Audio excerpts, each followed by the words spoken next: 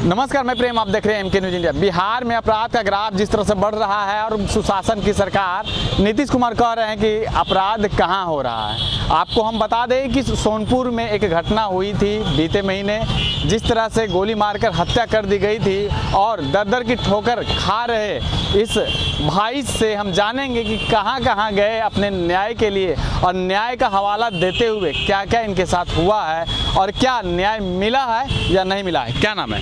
पंकज कुमार यादव। क्या हुआ था सर? ये हुआ था कि छठा महीना 6 तारीख को मेरा भाई का हत्या हो गया था और पहलेजा पीपा पुल पर हुआ था। हम लोगों ने एफआईआर दर्ज किए। एफआईआर दर्ज किए तो मेरा हम लोग का केस नवल किशोर डीएसपी साहब देख रहे थे सोनपुर में। वहाँ से क्या किया कि जिसको आवेदन में हम लोग एफआईआर में नाम दिए थे वो अभियुक्त लोग जाकर doctor Rakesh Kumar additional SP है उनसे मिलकर यहाँ से केस मेरा हटवा दिया गया और वहाँ मंगवा लिया गया छपरा। और छपरा मंगवाने के क्रम में ये लोग पहले से संगठन बनाए हुए थे और मिले हुए थे। सब लोग एफआईआर से नाम कटवा लिए और इसमें सब दोषी है, गोली मारने वाले हैं और ये लोग पहले से भी अपराध किए हुए हैं। ये लोग पहले भी अपराधी है, पहले ये लोग के दर्ज भी है सोनपुर थाना में ये लोग पर एफआईआर 302 का मुकदमा।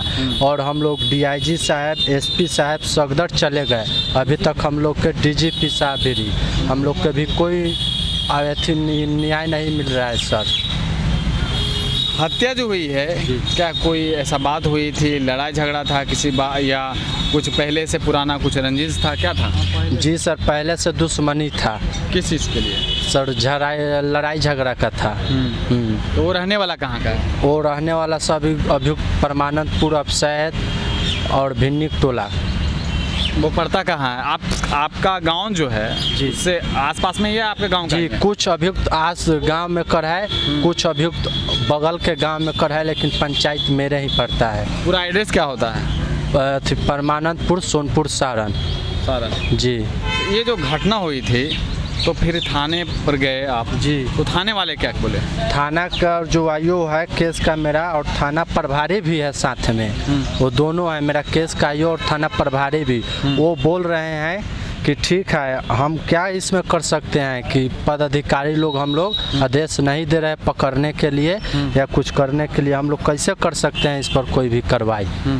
तो आप बीजेपी दफ्तर भी गए, तो वहाँ क्या सुनवाई हुई थी? बीजेपी दफ्तर में गए तो वहाँ फ़ोन किया गया एसपी साहब के पास।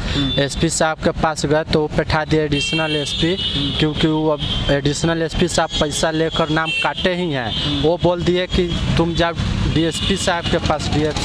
डीएसपी साहब बोल रहे हैं कि हम सुपरविज़न नहीं किए हैं, तुम जहाँ सुपरविज़न किया है तुम उनसे बात करो जाकर।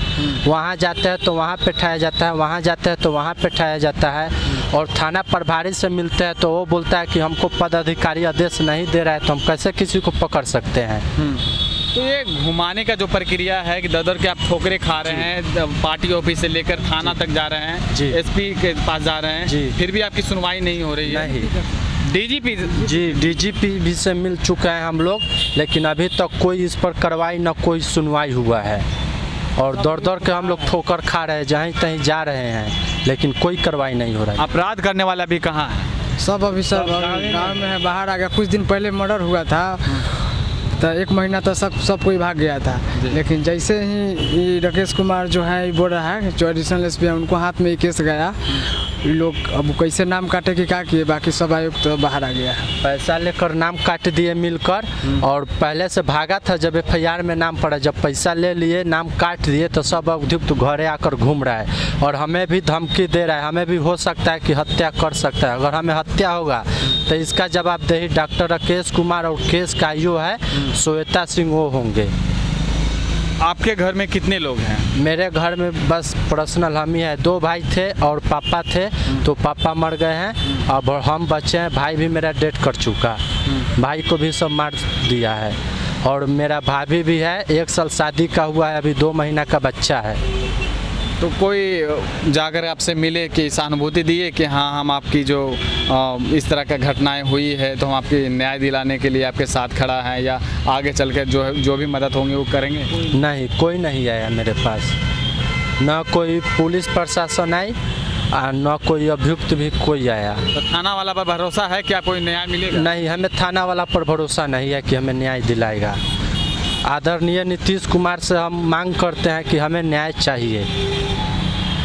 सरकार में रहे जितने भी मंत्री हों या जितने भी नेता हों, सबसे गुहार लगा रहे हैं, लेकिन अभी तक कुछ सबसे सर हम लोग मिल चुके हैं, बस खाली नीतीश कुमार के छोड़ के। उप मुख्यमंत्री से 2 दिन पहले मिले हैं तो वो बोले कि ठीक है हम फिर से जांच करवाते हैं, यही आदेश मिलता है, फिर हम लोग चल जाते हैं। फिर ये सर जो दिलीप जायसवाल सर हैं, इनसे हम पहले भी मिल चुके हैं, तो एसपी के फ़ोन किए, फिर हम लोग आज में आए हैं मिलने के लिए इनसे। तो एसपी क्या बोलता है? एसपी वहाँ जाते हैं तो सीधा बोलता है कि एडिशनल एसपी से मिलो, उनको हाथ में कैसे वो समझेगा।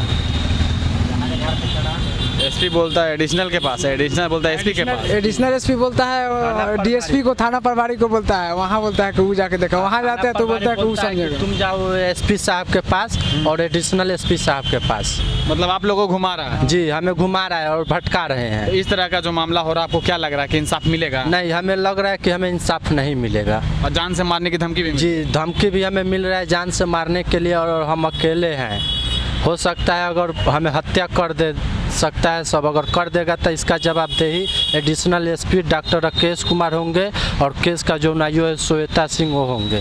जी देखिए, घर में 2 चिराग थे, जिसमें से एक चिराग तो बुझ गया, दूसरा भी जो छोटा भाई है वो बोल रहा है कि हमें भी मारने की धमकी मिल चुकी है, कि आने वाले समय में हो सकता है कि हमें भी मार दिया जाएगा। आज इसका जिम्मेदार जो है श्वेता सिंह जैसे कई नामों सामने आ रहे हैं, इन सभी का ऊपर जो है गाज गिरेगा। लेकिन देखना होगा जिस तरह से बिहार में आपराधिक मामले बढ़ रहे हैं और घर का चिराग बुझ रहे हैं। नीतीश कुमार कहते हैं कि सुशासन की सरकार है, अन्याय के लिए हमेशा तैयार है, तो क्या अन्याय यही है कि दर दर के ठोकरें खाते रहे? एसपी से लेकर के एडिशनल डीजीपी और सारे आला अधिकारी के पास जाते रहेंगे, सभी दरवाजे खटखटाते रहेंगे, कब तक? न्याय का इंतज़ार में ये कब तक ये सभी के दरवाजे पर आते जाते रहेंगे? क्या आने वाले समय में इस भाई को, अपने भाई की जो आपराधिक घटनाएं में हुई है, क्या न्याय मिल पाता है या नहीं? इस तरह की तमाम खबरों के लिए बने रहें, देखते रहें एमपी न्यूज़ इंडिया। धन्यवाद।